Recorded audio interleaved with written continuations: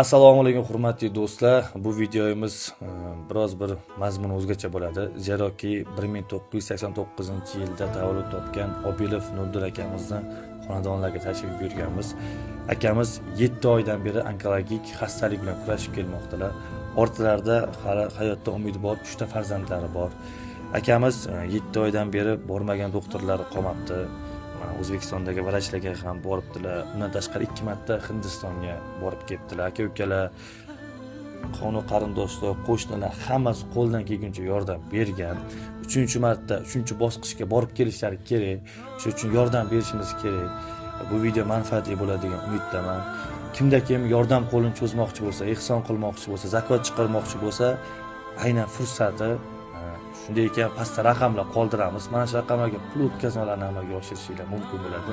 Zeroki har bir o'tkazadigan pulingiz Nurdin akamiz uchun umid bag'ishlaydi.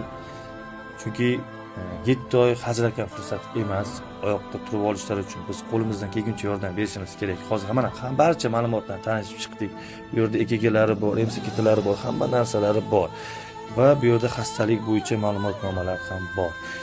Agar Nurdin akamizni o'zlari bilan shaxsan bog'lanmoqchi bo'lsanglar, pastda o'zlarining ham raqamlarini qoldiramiz. Mana shu raqamlar orqali aloqaga chiqsanglar bo'ladi. O'zi Ramazon oyida savob qilib, albatta barchamiz birlashib Nurdin akamizga yordam bersak, maqsadga muvofiq bo'lgan bo'ladi. Xudo xolisa tuzalib ketadilar Nurdin aka. Inshaalloh.